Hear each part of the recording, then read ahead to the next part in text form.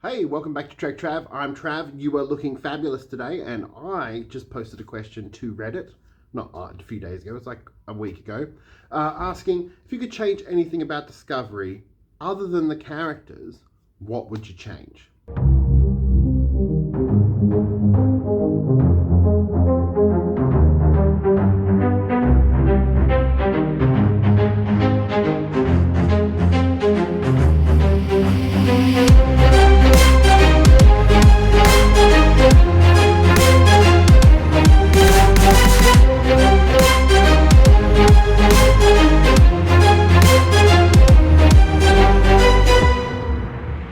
Let's find out what those answers are.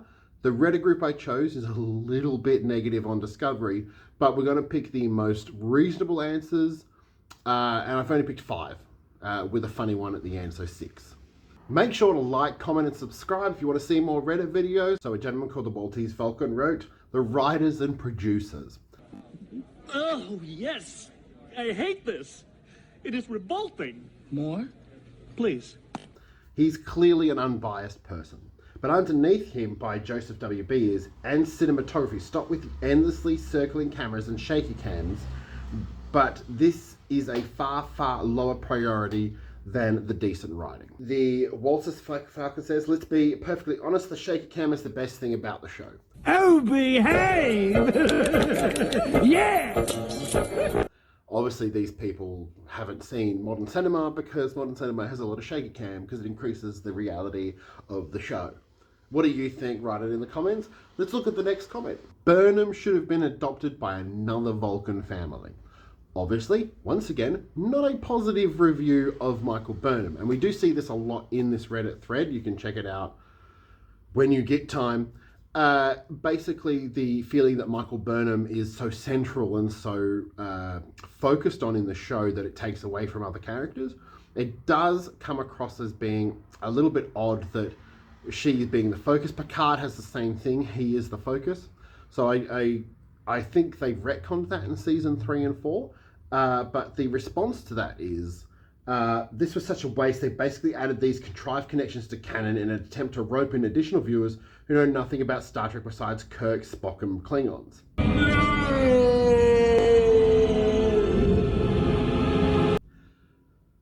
Yes, I would say Michael Burnham was an attempt to link her to Spock to give some sort of connection to the character. It's been done before, an example being Carol and David Marcus are random characters connected to the main one to solve a problem. Sybok is the biggest example. We'd never heard about Sybok before. TOS never mentioned him. All of the earlier TOS films didn't mention him. Star Trek V just goes, "Oh, Spock's got a half-brother." There's coffee in that nebula. Until Strange New Worlds. Then someone, being mature and thinking about it, Burnham would have to be adopted by a family with a phaser bank. Mature. So obviously, this Reddit group doesn't have level views. It's a lot of people who don't like Reddit. There is another group that has a lot of that do. So I thought I would go through the ones that don't like it, see how this video goes, and maybe we'll do another one on the Star Trek group where they're more even-keeled. I don't think that Burnham was the problem if she was written correctly. Like, I personally find Burnham's character really good.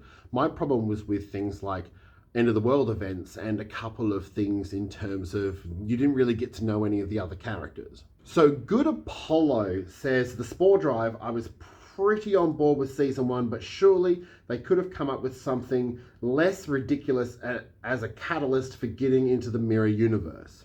There's no confusion, Tina. Just good science. And I'm also one of those weirdos that likes how Discovery looks. I don't think liking Discovery's looks is bad. I think the ship, it's not my personal favourite. It's an interesting look. It's a distinct look. I liked it when they changed it in season 3 and 4 when it got a upgrade to the A. I don't like the Spore Drive. I did very much think, oh, this is a bit odd. And look, they retconned it after season 2. That was just a very easy way of solving the canon problem. It's just say Discovery didn't exist in this time. Let's throw this crap forward. But I don't think that season 1 and 2 were bad. I think that they just thought that they could get away with doing these wacky things and no one would complain. And in the age of the internet, everyone's going to complain.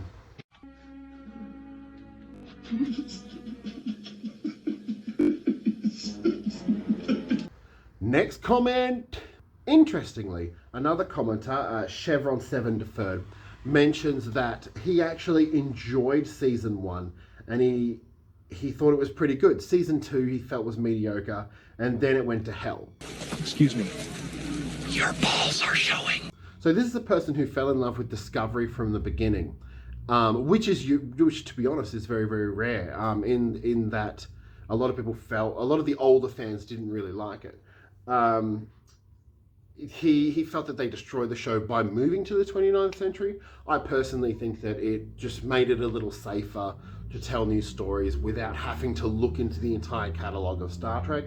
The person, Simone Jester, writes, I had the opposite experience. Our mileage really may vary. So, and then it's the same with a lot of people in this group, and a lot of people, older fans in this group, in our group, basically don't like the older Discoveries, and I don't have a problem with it. I'm very easily entertained. I'm not going to hold everyone to canon, because canon on a 55, 60-year-old show is difficult to constantly adhere to. And then obviously someone stupid comes in and says it was going fine until Michael Burnham started a war with the Klingons, which was... Do not stink up the golden head. I need it for a bar mitzvah later. The second episode. So, you know what? Who cares? So, Old Raisin 9360 says that the story doesn't revolve around Burnham so much. And I have to agree. I think focusing primarily on Burnham didn't allow the other actors to shine. I do feel like they've rectified this a little bit in... They started in season 2, but by season 4, they very much sort of... Burnham was central, but the other characters had their own roles as well. I think the focus on Culber and Stamets, and it only grew to enrich the show.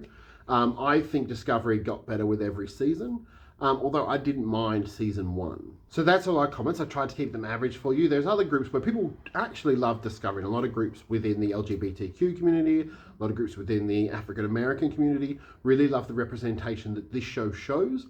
The stories are liked by a younger audience, and that's very, very clear. I'm not part of that younger audience. I'm in my late 30s.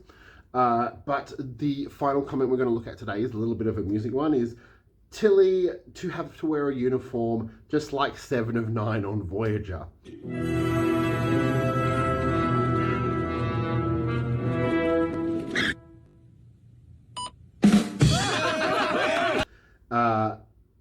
But being transparent. Now, this sounds a little bit lusty from Red Rubro, and I wrote, why specifically Tilly? And he wrote, because the prophets would say it could be no one else.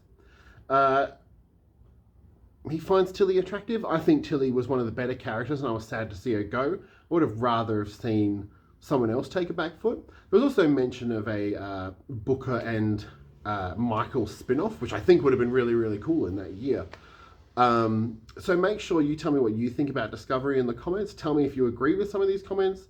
Tell me whether you like the connection between Spock and Michael Burnham. I hope to see you on my next video. So make sure to like, comment, and subscribe. Trek Trav, live long and prosper.